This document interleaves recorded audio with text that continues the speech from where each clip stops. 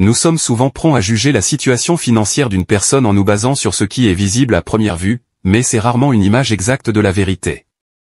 Souvent, une personne peut sembler avoir une situation financière parfaitement maîtrisée, et avoir beaucoup plus de succès avec l'argent que vous. Pourtant, si vous creusez un peu la situation, vous constaterez souvent qu'elle est bien plus mal lotie que vous ne l'auriez imaginé. Voici quelques signes indéniables d'une mauvaise gestion de l'argent. Vous pourriez être surpris par ce que vous découvrirez. Bonjour à tous, et bienvenue sur le Titan Cuirassé, une chaîne où vous pouvez apprendre sur l'investissement, les finances personnelles, la gestion de l'argent, la psychologie, et sur beaucoup d'autres sujets d'éducation financière, parce que les écoles ne vont pas le faire à votre place. Si l'un de ces sujets vous intéresse, ou si vous voulez apprendre à mieux gérer votre argent, et à jouir d'une plus grande liberté financière, n'hésitez pas à vous abonner, à me laisser un like, et à activer la cloche des notifications pour être averti chaque fois que je publierai une nouvelle vidéo. Sans plus tarder, plongeons dans le vif du sujet. 1. Les signes indicateurs. Une indication claire que quelqu'un a des difficultés financières est sa réticence à considérer de nouvelles idées ou perspectives. Pour gérer efficacement ses finances, il faut être ouvert à l'apprentissage et à l'adaptation, d'autant plus que l'économie et les possibilités d'investissement évoluent constamment. Quel que soit le niveau d'éducation ou d'intelligence d'une personne, il y a toujours plus à apprendre. Si une personne rejette les nouvelles stratégies financières, ignore les conseils judicieux, ou s'accroche à des habitudes dépassées sans se poser de questions, c'est un signe évident qu'elle risque d'avoir des problèmes d'argent. Ce type de mentalité rigide peut lui faire manquer des occasions d'épargner davantage, de poursuivre des projets mieux rémunérés, ou de faire de meilleurs investissements. Par exemple, ils peuvent insister pour garder toutes leurs économies sur un compte à faible taux d'intérêt, au lieu d'explorer des options à plus haut rendement, comme les actions. 2. Ils ne mettent pas à jour leurs connaissances. La bourse? Trop risqué. Ils ont peut-être un oncle qui a perdu de l'argent en bourse, ou ils évitent d'acheter une maison parce que les taux d'intérêt sont élevés, que les prix semblent déraisonnables, que c'est trop compliqué, ou qu'ils ne veulent pas s'occuper de l'entretien. Créer une entreprise? Oubliez cela. Ne savez-vous pas combien de petites entreprises échouent? Ils peuvent également éviter d'essayer de nouveaux outils de budgétisation ou des applications qui pourraient les aider à suivre leurs dépenses, même s'ils sont ruinés à la fin de chaque mois, et ne savent pas où est passé leur argent. Ils laissent peut-être passer l'occasion d'obtenir une promotion au travail, parce que cela leur semble trop difficile. Cette réticence à rafraîchir ses connaissances ou ses habitudes conduit souvent à la stagnation financière, voire au déclin. Ils peuvent continuer à utiliser des cartes de crédit à taux d'intérêt élevés au lieu de chercher de meilleures options, ou ne pas diversifier leurs investissements. En revanche, l'ouverture d'esprit permet aux gens d'être informés, et de prendre des décisions financières plus judicieuses. Ils sont plus enclins à écouter les conseils d'experts, à se tenir au courant des tendances financières, et à adapter leur stratégie en fonction des besoins. Cette capacité d'adaptation permet de mieux gérer son argent, d'épargner davantage, et de faire des investissements plus judicieux. En fin de compte, il est essentiel d'adopter de nouvelles idées et de nouvelles informations pour parvenir à la stabilité et à la réussite financière. 3. Ils répètent sans cesse les mêmes erreurs. Un indicateur évident que quelqu'un a des difficultés avec l'argent, est qu'il répète constamment les mêmes erreurs financières. Cela suggère qu'il n'apprend pas de ses erreurs passées, et qu'il ne fait pas d'efforts pour améliorer son comportement financier. Par exemple, il peut régulièrement mettre son compte bancaire à découvert, accumuler des dettes sur des cartes de crédit à taux d'intérêt élevés, devoir beaucoup plus pour une voiture que sa valeur réelle, ou dépenser de manière impulsive sans respecter un budget. Au fil du temps, ces erreurs s'accumulent et entraînent des problèmes plus importants, tels qu'une mauvaise cote de crédit, un endettement croissant, et un manque d'épargne. En outre, une mauvaise gestion financière peut accroître le stress et les tensions dans les relations. Le fait de commettre continuellement les mêmes erreurs financières indique également que la personne ne comprend pas, ou ne veut pas apprendre à mieux gérer son argent. Il peut conserver des habitudes inutiles, comme dépenser 8 $ par jour en café, même si son budget ne le permet pas, ou payer constamment ses factures en retard, ce qui entraîne des frais de retard évitables, et nuit à son crédit.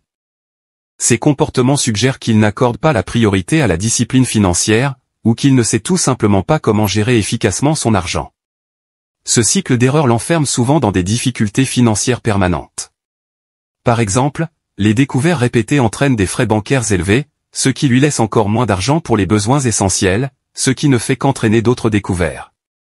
De même, l'accumulation de dettes de cartes de crédit sans plan de remboursement clair peut devenir incontrôlable, ce qui rend plus difficile la sortie de l'endettement. L'impact négatif sur son crédit finira par le rattraper, surtout s'il envisage de financer une voiture ou d'acheter une maison à l'avenir. 4. Il se sent impuissant. Parfois, les personnes qui ont des difficultés financières peuvent même admettre que leurs erreurs étaient évitables ou stupides. Pourtant, en répétant les mêmes erreurs, elles peuvent se sentir incapables de gérer leurs finances, ce qui ne fait qu'engendrer d'autres mauvaises décisions, et un sentiment croissant d'impuissance. En revanche, les personnes avisées sur le plan financier prennent le temps de tirer les leçons de leurs erreurs, et mettent en œuvre des stratégies pour éviter de les répéter. Par exemple, elles peuvent mettre en place des paiements automatiques pour éviter les frais de retard, établir un budget pour mieux contrôler leurs dépenses, ou demander conseil à des professionnels de la finance. La capacité à apprendre de ses erreurs est une étape cruciale dans la construction d'un avenir financier sûr et stable. Par conséquent, lorsqu'une personne répète constamment les mêmes erreurs financières, cela indique clairement qu'elle ne gère pas efficacement son argent. 5. Ils évitent la conversation. Un signe évident que quelqu'un a des difficultés avec l'argent est qu'il refuse d'en parler, qu'il s'énerve lorsque le sujet est abordé, ou qu'il se ferme complètement.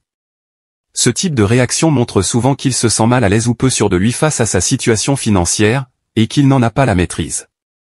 Le fait d'esquiver les conversations liées à l'argent peut suggérer que la personne cache des problèmes tels que des dettes ou des dépenses inconsidérées, et qu'elle n'est pas disposée à accepter des conseils ou de l'aide. Leur frustration ou leur repli sur soi agit souvent comme un mécanisme de défense, qui leur permet d'éviter d'affronter leur réalité financière, ou d'admettre que des changements sont nécessaires. Les personnes qui évitent de parler d'argent le font souvent parce qu'elles sont gênées ou dépassées par leur situation. Elles peuvent être aux prises avec des dettes importantes, avoir peu ou pas d'économie, ou ne pas avoir de vision claire de leur avenir financier. Cet évitement les empêche d'aborder les problèmes sous-jacents, et de trouver des moyens de les résoudre. Elles ferment également la porte à l'apprentissage et à l'épanouissement, car elles se privent de conseils, de soutien, et de nouvelles perspectives qui pourraient la guider vers une meilleure gestion financière. 6. Ils deviennent colériques. Lorsqu'une personne réagit avec colère ou sur la défensive à la mention de l'argent, cela indique clairement qu'elle n'est pas à l'aise avec sa situation financière, et qu'il y a probablement beaucoup de place pour l'amélioration. Elle est consciente de ses problèmes, et c'est ce qui déclenche une réaction aussi forte. Malheureusement, cette frustration et cette colère les empêchent souvent d'élaborer un plan pour améliorer la situation. 7. Ils réagissent sur la défensive. Ce type de réaction crée des obstacles à une communication efficace, tant avec eux-mêmes qu'avec les autres, ce qui fait qu'il est difficile pour la famille, les amis, ou les conseillers financiers d'apporter leur soutien.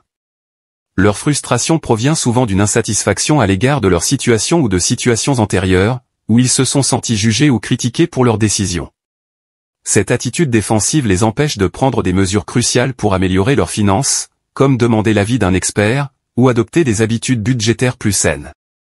Ils se sentent dépassés lorsque le sujet est abordé, évitent de réfléchir aux problèmes fondamentaux, et ne parviennent pas à élaborer des solutions, ce qui ne fait que perpétuer le cycle.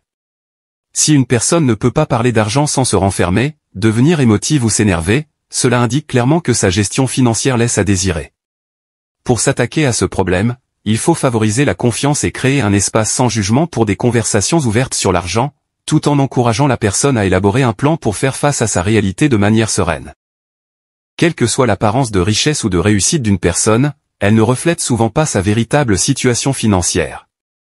Des comportements tels que la répétition des mêmes erreurs, le rejet de nouvelles stratégies financières, ou l'évitement total des discussions sur l'argent indiquent que, sous la surface, la personne a peut-être des difficultés.